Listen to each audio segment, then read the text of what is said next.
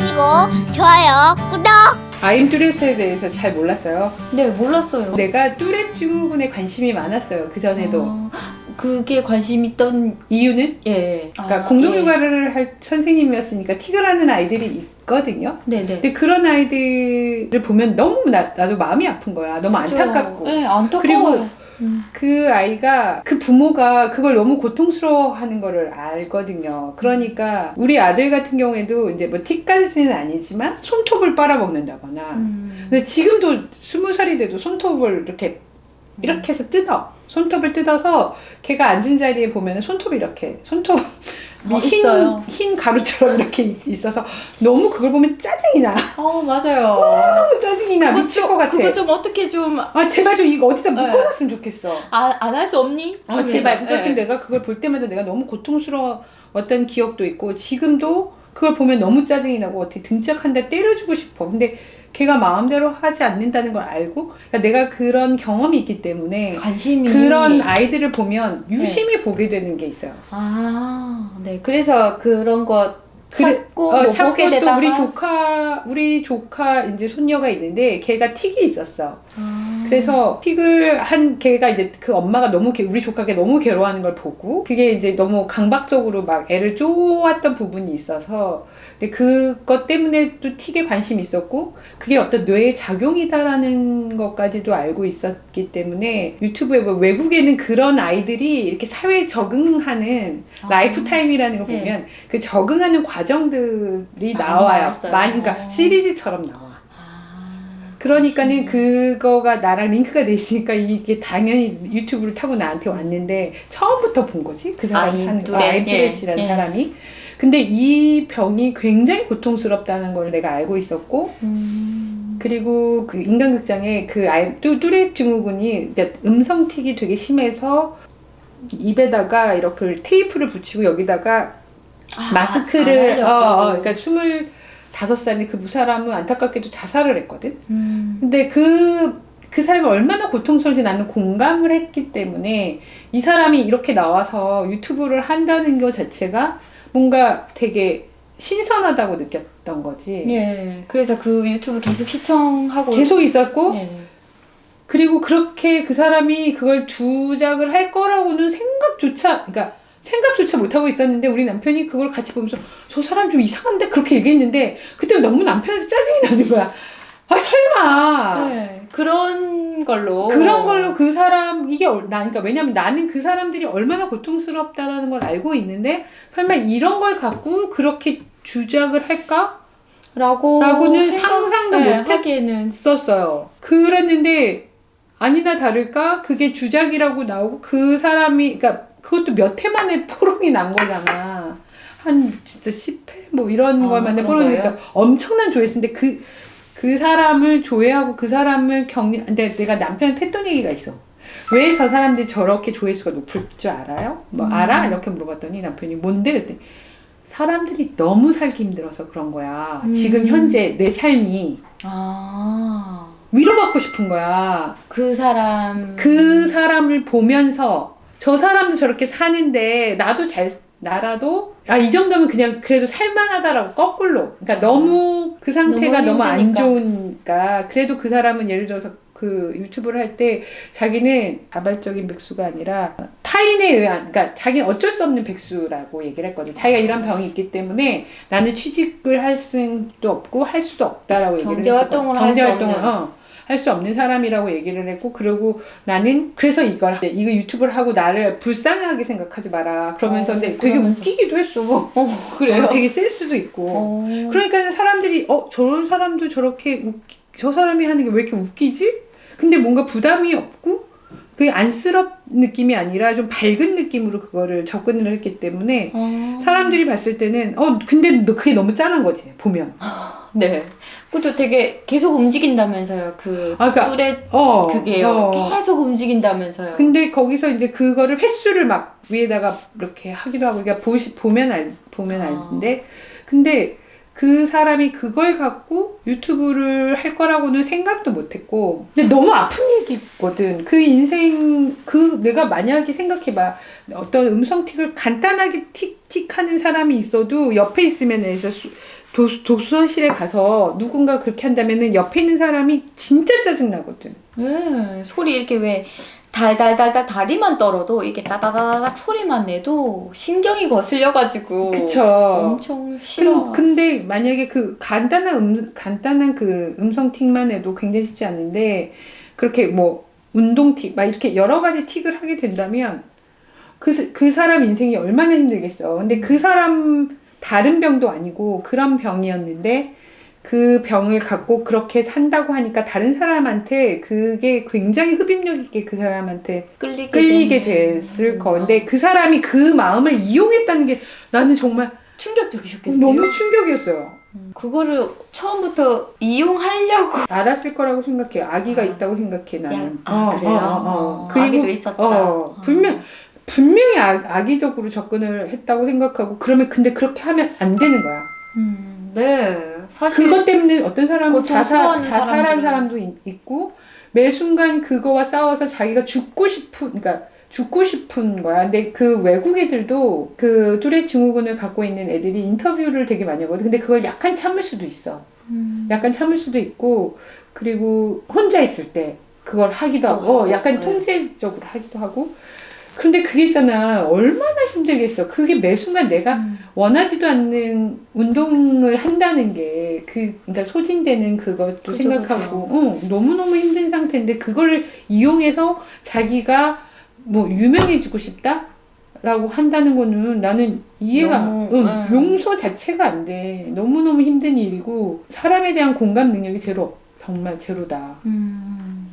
애정이 없다. 그러니까 지만 안다.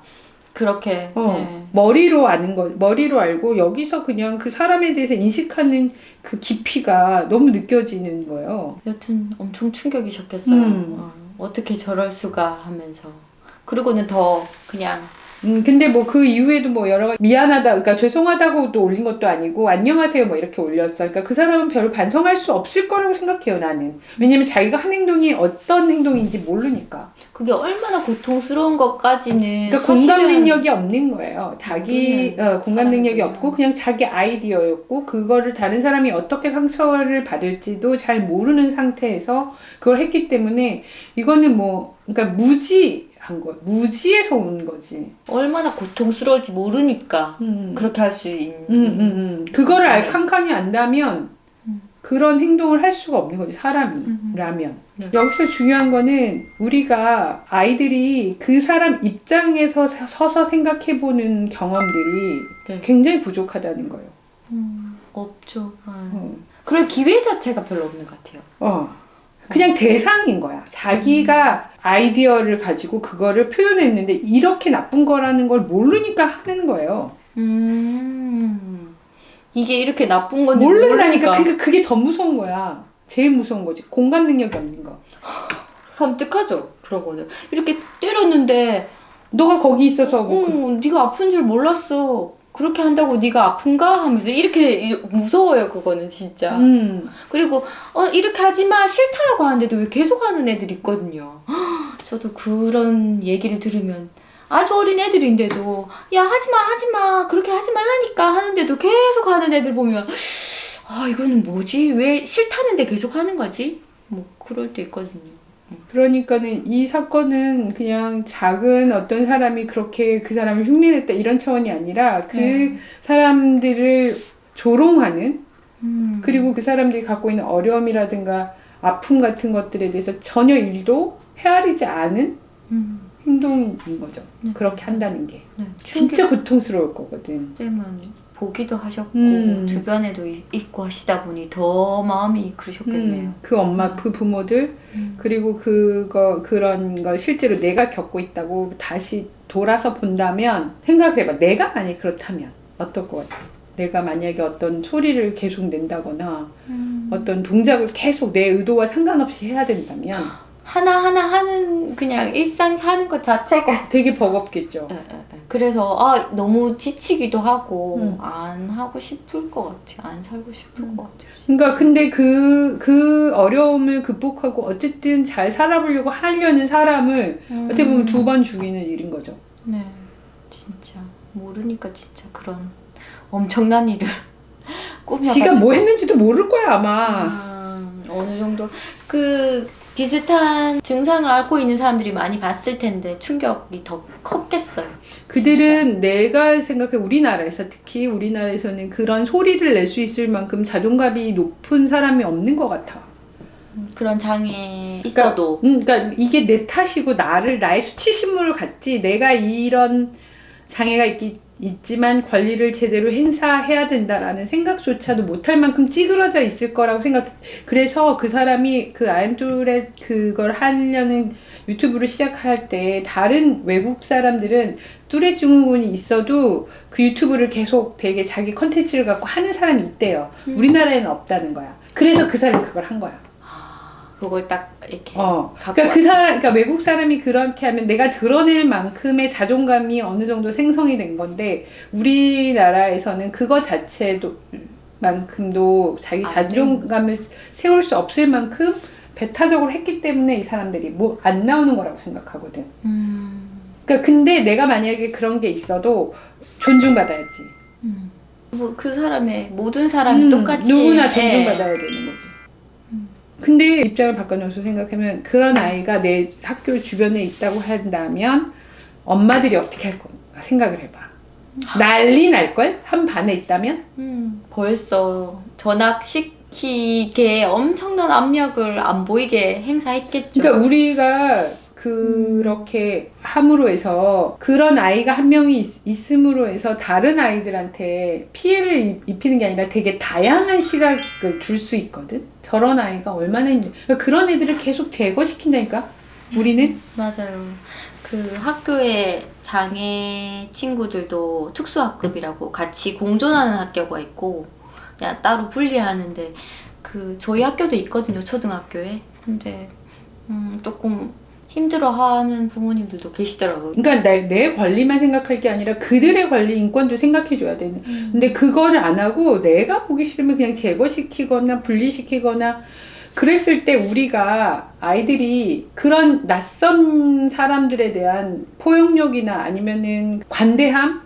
그런 걸 배울 기회가 없는 거지. 엄마들이 조그만 그 불이익도 못 참는다면 그 아이의 사고는 아주 편향된 사고를 갖게 되고 그렇게 되면은 우리는 아주 살기 팍팍한 지금 우리가 우울증을 하는 그 사회로 오는 거죠. 그러니까 우리는 있잖아 그 표준을 맞추려고 죽을 만큼 애쓰고 있는 거야. 그건 나도 그렇고 걔도 그렇고 다 그런데 그래서 그 아임뚜렛을 보면서 그 사람을 보면서 위로를 받는 거였거든. 그 표준을 맞추려고 자기도 사실 표준이 안 되거든. 깔딱깔딱 하면서 하는데 그 표준 맞추기가 죽을 만큼 힘든 거야. 그 얘기가 되게 와닿네요. 그 애들이 진짜 그 얘기 하거든요. 학교에서 계속 장애 인권 교육을 계속 하는데 도대체 왜 하는지 모르겠다고 이렇게 얘기하거든요. 지루하다는 거예요. 왜냐하면 왜 우리랑 좀 다른 사람들을 이렇게 볼 수도 있고 그 사람들이랑 같이 살아야지. 같이 살아야 되니까 그런 교육을 하는 거야. 그랬더니 엄마 우리 주변에 없는데. 없잖아.